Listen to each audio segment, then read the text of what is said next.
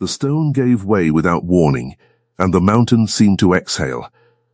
Eliza Hartwell heard it before she saw it, a low groan deep in the rock, the sound a thing makes when it has held itself together for 100 years, and can no longer bear the weight of one more strike of the chisel. She had been carrying water up the terraced path of Hollow Ridge Quarry, the pails swinging heavy against her knees, when the whole face of the northern wall shuddered and slid. Men shouted. Someone screamed a name that was swallowed by the roar of falling rock. Dust rose in a pale curtain, and through it Eliza saw the shape of a man vanish beneath a slab the size of a cottage door. She did not remember setting down the pails. She would tell herself later that she must have, because she found them afterward sitting neatly at the path's edge, though she had no memory of placing them there. What she remembered was running toward the dust, instead of away from it, while every other soul on that ridge was already scrambling backward, shouting for the foreman, shouting for rope, shouting for anyone but themselves to go first. Nobody went first. Nobody but her. The quarrymen stood at the rubble's edge with their hands raised uselessly to their mouths, calling the fallen man's name into a cloud that did not answer. The overseer, a broad man named Tolliver, bellowed for a plank and a pry bar, but his boots did not move, and Eliza understood in that instant, with a clarity that frightened her more than the rockfall itself. That fear had rooted every man there to the ground. She was 17 years past, knowing that hesitation could kill a person just as surely as stone could. She went to her knees at the base of the slide and began to dig. Her hands found a boot first, half buried, still and heavy in a way that made her stomach drop. She dug faster, ignoring the sting of shattered rock biting into her palms. Ignoring Tolliver's shouted warning that the whole ledge might come down again if she did not step back. A splinter of slate opened a shallow cut along the heel of her thumb, and she did not feel it. Not then. She worked her fingers beneath a broken slab, and heaved with a strength she did not know she possessed, and when it did not move, she found a smaller stone to wedge beneath it as a lever, the way her father had taught her to move furniture too heavy for one pair of arms. Someone help her. A voice cried out at last, and only then did two of the younger quarrymen come forward, shamefaced, to add their hands to hers. But by the time they arrived, Eliza had already cleared enough rubble to see a shoulder, a jaw slack with unconsciousness, a face grey with dust, and blood from a gash above the brow. He was a stranger to her, not one of the regular quarrymen she recognized from the village, not a face she had seen at market or at chapel. He wore a labourer's coarse shirt, sweat darkened and torn now at the collar, and his hands, when she finally freed them from beneath the stone, were rough enough to have known real work. Though something in their shape, some unbruised elegance beneath the calluses, struck her as strange even in that frantic moment. She had no time to wonder at it. His chest was not rising. "He isn't breathing," she said, and her voice came out steadier than she felt. She had watched her mother nurse half the village through fever and injury before consumption took her 3 winters past, and some remembered instinct moved through Eliza's hands before her mind caught up to it. She turned his head to the side, cleared his mouth of dust and grit with 2 fingers, and pressed the heel of her palm hard against his breastbone. Once, twice, willing something in him to catch and hold. On the 4th press he convulsed beneath her hands and coughed rock dust and blood across her sleeve, drawing a ragged, whistling breath that was the most beautiful sound Eliza had heard in all her life. The men around her erupted into relieved shouting, but Eliza had no attention left for them. The stranger's eyes had opened, dark, unfocused, glassy with pain, and for one suspended moment they found her face and held there, as though she were the only solid thing in a world gone to rubble and dust. "You're bleeding," he rasped, and it took her a moment to understand he meant her, not himself, for her hand had left a smear of red across his collar where she'd gripped him to turn his head. "Never mind that," she said. "Lie still. You've a stone the size of a hay cart to thank for that cut on your brow. and I'll not have you undoing my work by trying to sit up like a fool." Something flickered across his bloodied face that might, in a man less battered, have been the beginning of a smile. Then his eyes rolled back, and he went slack again, and Eliza's heart clenched with a fear disproportionate, she would later think, to what a stranger's life ought to mean to her. They carried him down from the ridge, on a hurdle of lashed planks, 6 men bearing his weight with the careful solemnity of pallbearers, who had, against all expectation, been given back their charge alive. Tolliver wanted to send him to the parish infirmary in Thorncross, 2 hours distant by cart, but Eliza looked at the greyness of the stranger's face, the shallow catch of his breath, and said with a firmness that surprised even her that 2 hours might undo what she had only just accomplished. "Bring him to my cottage," she said. "It's nearest." "I've tended worse than this."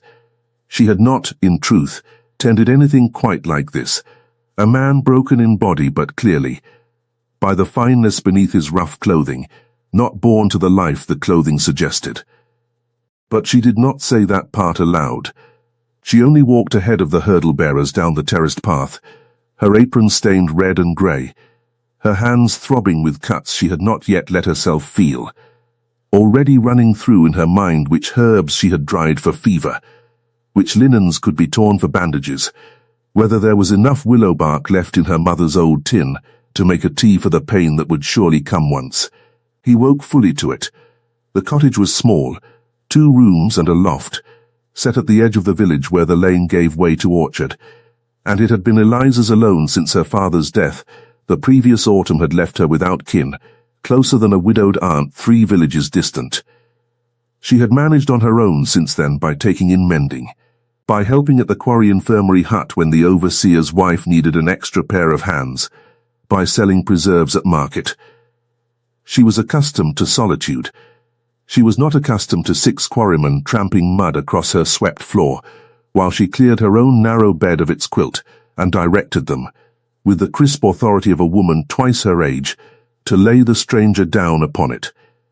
Once they had gone, once the door had closed on the last curious, murmuring quarryman, Eliza stood alone in the hush of her cottage, with an unconscious stranger bleeding quietly into her mother's linens, and allowed herself, for exactly 1 breath, to feel the trembling in her own hands.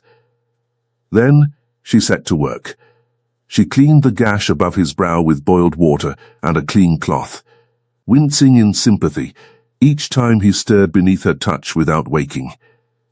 She bound his ribs, which she suspected, though she could not be certain, having no physician's training beyond what her mother had passed to her, were cracked rather than broken, for he could draw breath, however painfully, without the grating sound she had once heard from a man with a shattered rib cage. She set a poultice of comfrey and yarrow against the worst of the bruising along his side, and she stitched the cut on his brow with a fine needle and thread meant for mending lace, her hands steady now that there was a clear task before them, though her mind kept circling back, unbidden, to the way his eyes had found hers in the wreckage, and held. It was near midnight before he woke again, and Eliza was dozing in the chair she had drawn beside the bed, a single tallow candle guttering on the small table between them, when she heard him draw a sharp breath and go rigid with pain. "Be still," she said at once, coming half out of her chair. "You've cracked ribs and a knock on the head that would have felled an ox. If you move about, you'll undo my stitching, and I'll have wasted good lace thread on you for nothing." He turned his head slowly toward her voice, and in the candlelight she saw his eyes clear by degrees, moving from confusion to focus to something that looked, oddly, like wonder. "You're the one who dug me out," he said. His voice was hoarse, but there was a cultivation in it, a precision of speech, that struck her again as ill-fitting for a quarry labourer. She noted it and set it aside, as she had set aside the smoothness of his hands. "I am. With your own hands. I remember," he stopped, wincing as he tried to lift his head, and she pressed a firm palm to his shoulder to still him. "With my own hands, because every other man on that ridge had turned to stone himself." waiting for someone braver to go first. Now hold still, or I'll bind your wrists to the bedposts as well as your ribs. That, at last, drew a real laugh from him, though it broke off quickly into a wince. You would too, I would. What is your name? Eliza Hartwell. She reached for the cup of willow bark tea cooling on the table and helped him raise his head enough to drink, one hand cradling the back of his skull with a gentleness that belied her briskness of speech a moment before. And yours? There was the smallest hesitation before he answered, so small she would not think of it again until much later, when it would return to her with the force of understanding, and then he said, Julian. Only Julian. No surname offered, and something in her did not press for one, sensing, perhaps, that a man freshly dragged from beneath a mountain owed no explanations to anyone before morning.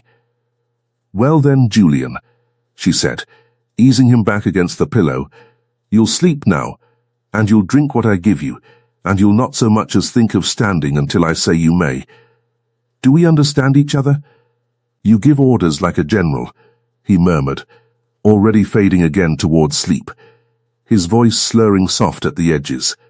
Someone must, since the lot of you at that quarry seem incapable of deciding anything for yourselves in a crisis. He was asleep before she finished the sentence, his breathing evening out beneath the bandages she had wound so carefully around his ribs, and Eliza sat back down in her chair and watched the candle burn lower, wondering, though she told herself firmly it was no business of hers, what manner of man had hands too fine for quarry work, and a voice too fine for a labourer's tongue, and why he had been swinging a hammer at Hollow Ridge at all. He did not tell her the truth in the days that followed, though she would come to understand, much later, that this was not quite the same as lying to her. He had come to the quarry, he said when she pressed him gently over the following week, because he had needed work that asked nothing of a man's name or history, only his back and his hands, and because he had needed, for reasons he did not explain and she did not demand, to be somewhere entirely unlike the place he had come from. Eliza took this to mean he was a man running from debt, or from a broken engagement, or from some family shame. The quarry was full of such men, second sons and disgraced clerks and runaway apprentices, who arrived with false names and left again before anyone thought to ask real ones. She did not judge him for it. She had her own reasons for keeping to herself, for refusing the 2 offers of marriage that had come her way since her father's death, for finding a strange contentment in a solitary cottage at the edge of an orchard. What she had not expected was how quickly his company became a thing she looked forward to. He was, she discovered as the days passed and his strength slowly returned, a man of unexpected humour beneath his guardedness, quick to notice the small absurdities of village life, and quicker still to make her laugh despite herself, while she was meant to be scolding him for trying to rise before she permitted it.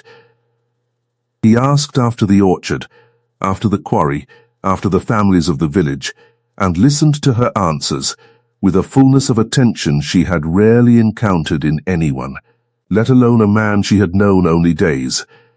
He asked about her mother, and when Eliza told him, briefly, of the fever that had taken her, he did not offer the empty condolences she had grown so weary of hearing, but only said, quietly, that kind of loss does not truly leave us.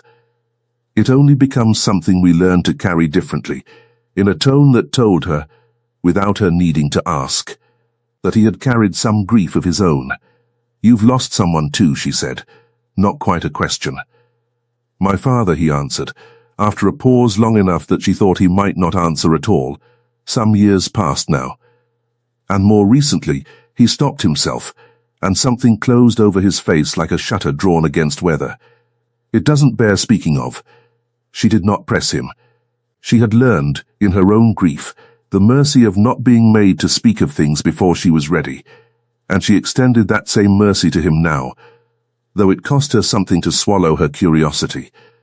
By the 2nd week he was strong enough to sit in the small chair by her hearth of an evening, and by the 3rd he had taken, without her quite noticing when it began, to helping her with small tasks about the cottage, mending a fence post, splitting kindling with a care for his still healing ribs that made her scold him even as she was secretly grateful for the help, holding a skein of wool for her to wind, while she told him stories of the village he had not yet had time to learn.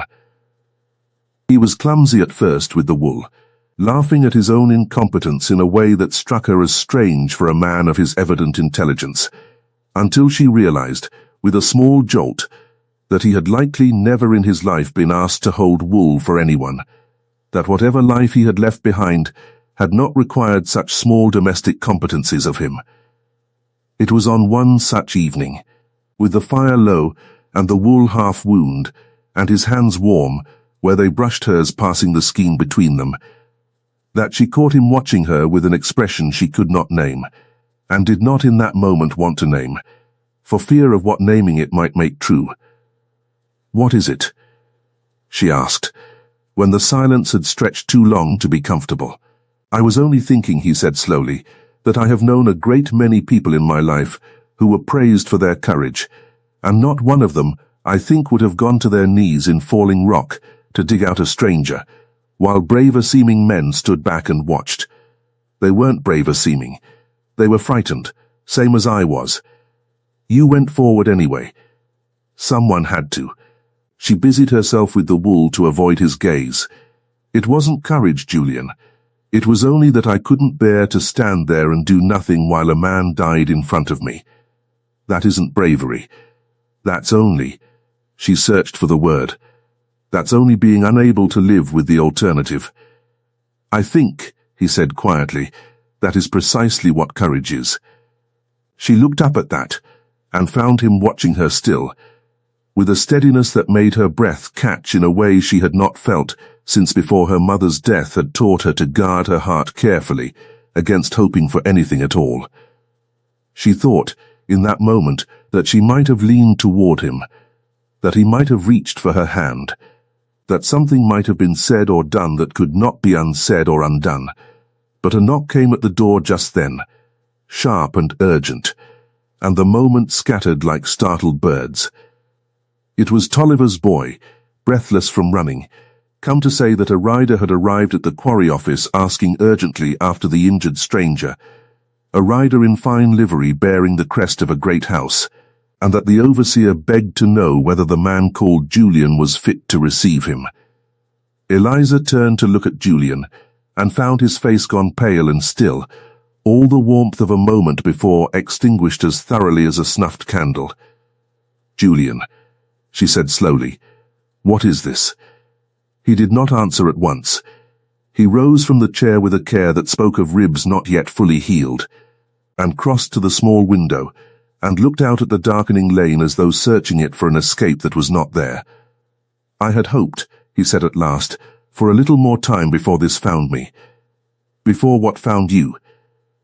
He turned back to her, and something in his bearing had changed, not the man she had come to know these 3 weeks, careful and warm and quick to laugh, but someone straighter, graver, a man wearing an authority she had not seen in him before, though she understood now, looking at him, that it had been there all along, buried beneath the Quarry dust and the borrowed shirt, and the deliberate anonymity of a stranger's given name. "My name is Julian Ashford," he said.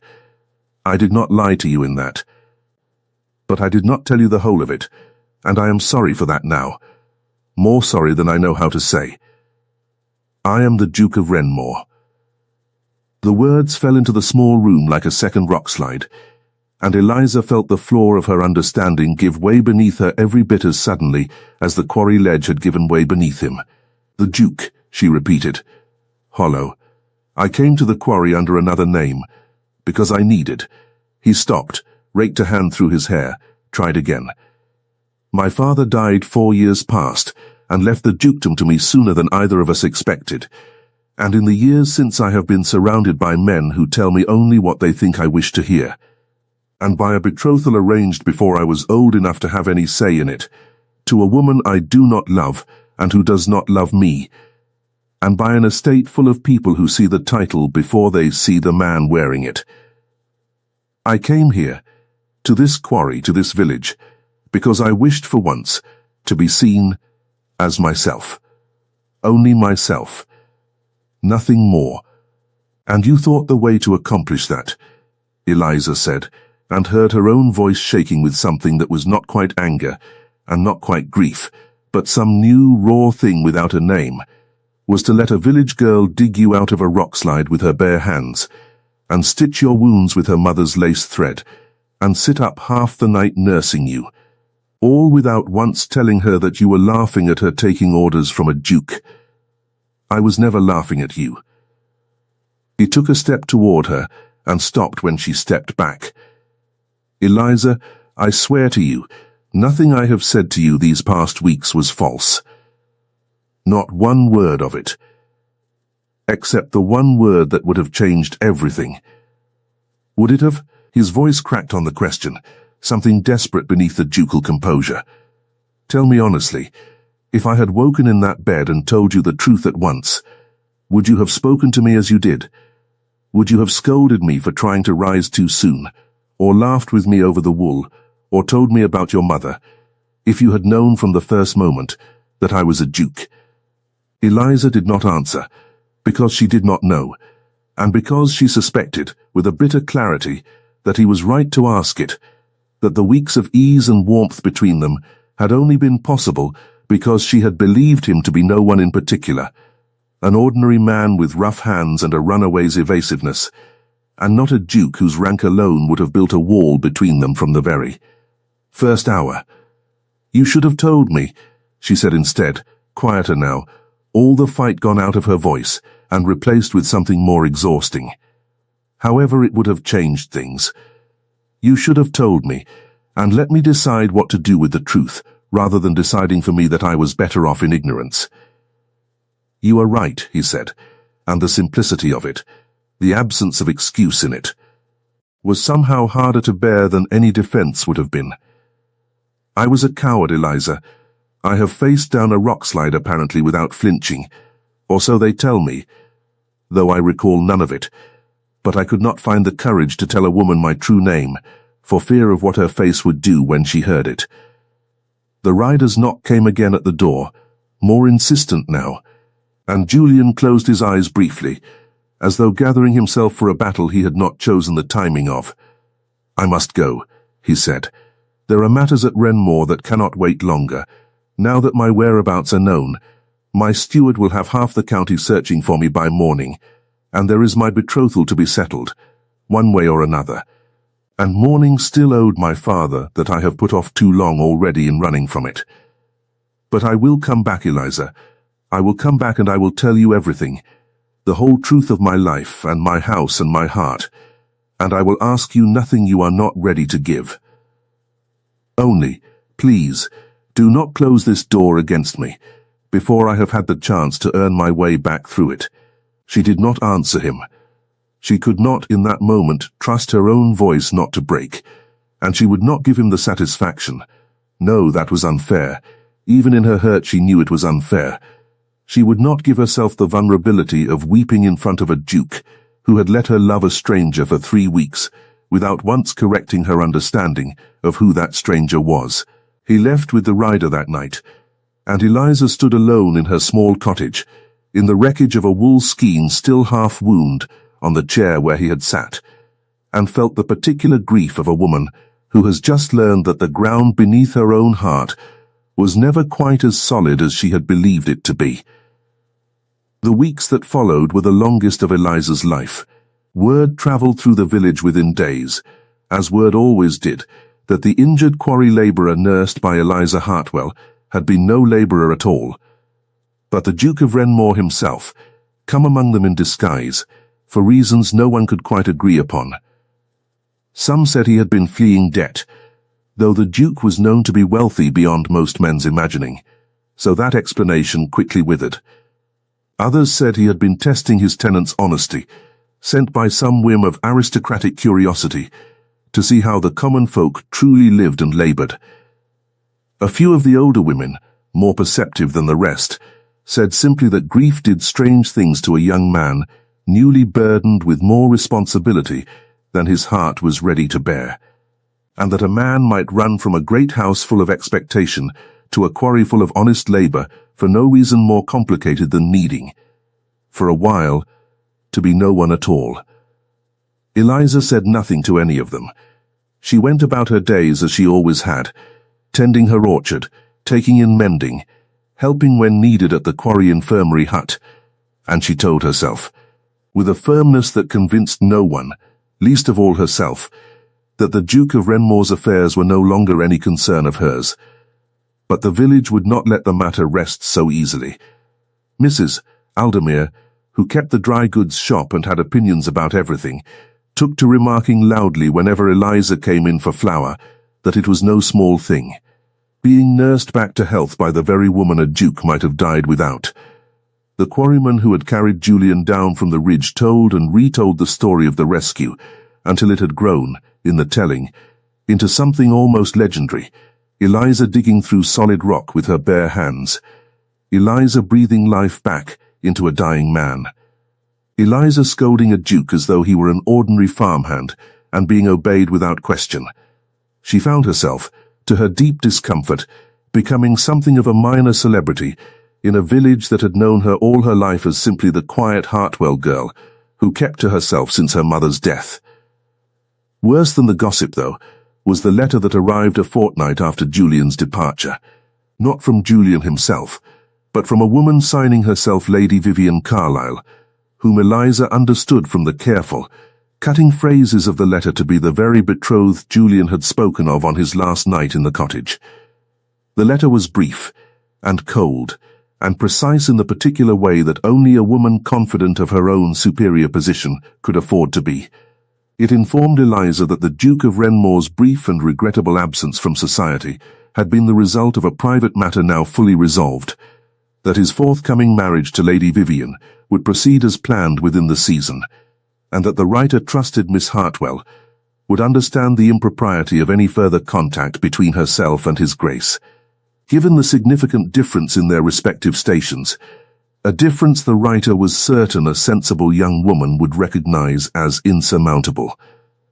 Eliza read the letter twice, standing at her own hearth with her hands not quite steady, and then she folded it carefully and set it upon the mantel, and told herself that she was not surprised, that she had known from the first moment she learned his true name that this was how such stories ended, that dukes did not marry the women who dug them out of quarry rubble, no matter how the village gossip liked to romanticize such things. She told herself this for 3 more weeks, and very nearly believed it, until the day a carriage bearing the ducal crest came rattling down the lane toward her cottage, and Eliza's traitorous heart leapt before her mind could catch up, and remind it of every reason it had no business leaping at all. It was not Julian who descended from the carriage, however, but an older woman, silver-haired and elegantly dressed, who introduced herself at the cottage door as Mrs. Prentice, the housekeeper of Renmore Hall, and who asked, with a directness Eliza had not expected from so grand a personage, whether she might come in and speak plainly. "His Grace does not know I have come," Mrs.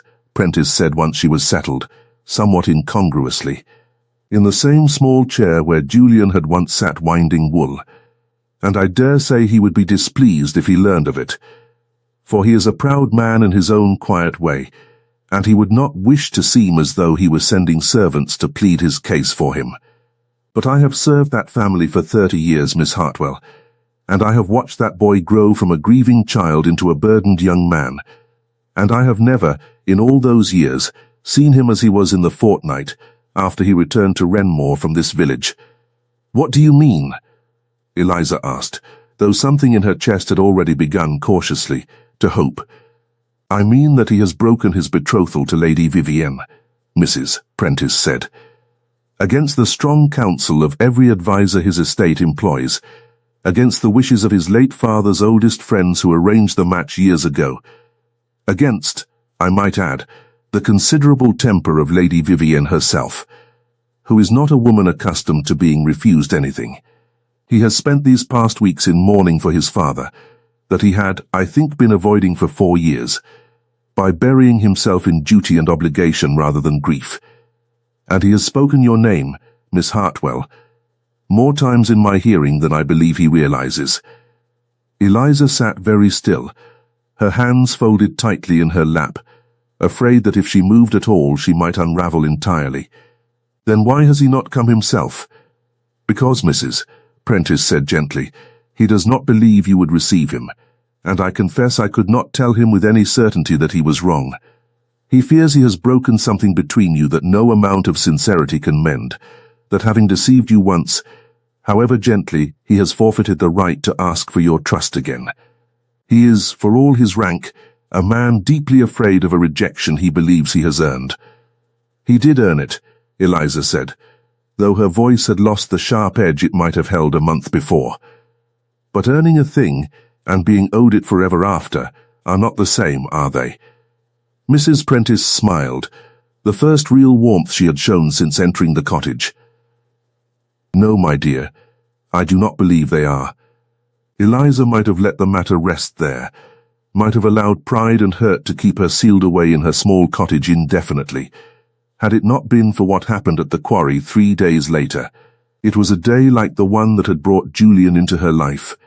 Clear skies, the ring of hammers against stone, the ordinary rhythm of labor that had gone on at Hollow Ridge for longer than anyone living could remember. Eliza had come to deliver a basket of remedies to the infirmary hut, as she still did most weeks, when a shout went up from the eastern face of the quarry, and she turned in time to see a support timber give way beneath a cart loaded with cut stone, sending the whole load sliding toward a knot of workers too slow to scatter. Among them, she saw with a jolt that stopped her heart, was a boy no older than 10, the son of one of the quarrymen, who had been sent to fetch water and had wandered too near the working face, and who now stood frozen in the path of the sliding cart, with the particular paralysis of a child too frightened to remember his own legs could carry him to safety. Eliza did not remember crossing the distance between herself and the boy. She would tell herself afterward, in the strange calm that always seemed to descend upon her in such moments, that her body simply moved before her mind gave it permission, the way it had moved toward the rock slide weeks before. She reached the boy a bare instant before the cart would have struck him, seized him about the waist, and threw them both clear into the loose gravel at the path's edge, feeling the wind of the cart's passage close enough to stir her skirts.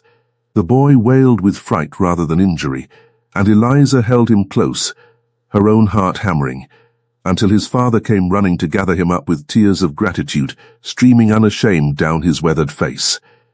It was only then, in the aftermath, brushing gravel from her torn sleeve and trying to steady her own shaking hands, that Eliza looked up and saw Julian standing at the edge of the gathering crowd, still and pale, his eyes fixed on her, with an expression of such raw, unguarded fear and relief and love commingled, that she felt the breath go out of her entirely. He had come, she understood in that instant, to see her, had perhaps been standing at the quarry's edge, working up whatever courage a duke required to face a woman he feared, had every right to refuse him, and had instead watched her run toward danger a second time, exactly as fearlessly as she had the first, and something in his face told her that whatever doubt or hesitation had brought him to that quarry that morning had been burned away entirely by the sight of her risking her life for a stranger's child.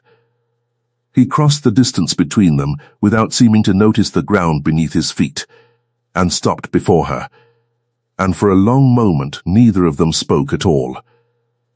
"You might have been killed," he said finally, his voice rough.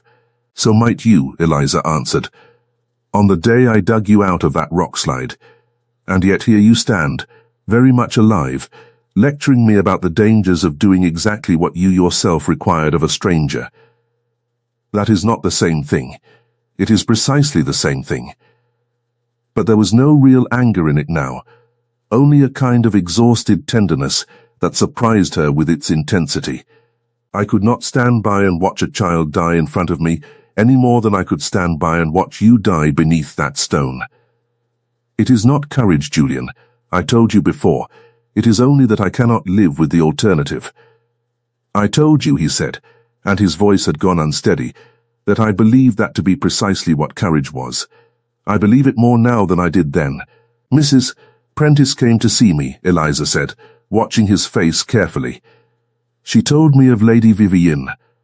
Something like hope, fragile and unpracticed, moved across his features. I broke the betrothal the day after I returned to Renmore.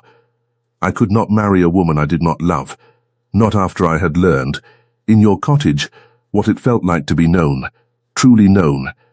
Not as a title or an inheritance or a duty, but as myself, by someone who had no reason to want anything from me at all. I could not go back to a life built on the absence of that, once I understood what its presence felt like. You let me believe, for 3 weeks, that you were an ordinary man. I let myself believe it too, he said quietly. That is the truth I did not tell you before, Eliza. Not fully. It was not only cowardice that kept me silent about my name. It was that for the first time since my father died, I was permitted to simply be a man, clumsy with wool, grateful for kindness, cared for without calculation, and I was so hungry for that ordinary grace that I could not bear to end it by speaking a title that would have changed everything you felt toward me. That was selfish of me. I know it was, but it was not, I think, entirely a lie, because the man you nursed in that cottage was more truly myself than the Duke who arrived at Renmore to face down his advisers and break his betrothal and spend 4 years' worth of unwept grief for his father in the space of a fortnight. You did not fall in love with a disguise, Eliza, if you felt anything for me at all in those weeks. You felt it for the truest version of me that I have been in years. Eliza felt the tears she had been holding back for a month finally rise, hot and unbidden, and did not try to stop them. I did feel something, she admitted, her voice breaking on the words. I have been telling myself for a month that I did not, that it was foolishness, that a village girl has no business grieving the loss of a duke she knew for 3 weeks, under a false name. But I have grieved it every day since you left Julian, and I am tired of pretending otherwise. He reached for her hands then, the same hands that had dug him from beneath a fallen mountain, and stitched his wounds with lace thread, and thrown a frightened child clear of a runaway cart, and held them as though they were something infinitely precious. Then let me spend whatever years are given to us proving that the man in that cottage was not a disguise, but the truth of who I wish to be for the rest of my life, he said. I do not ask you to become a duchess for the sake of rank or wealth, or any of the things society will tell you such a marriage ought to promise.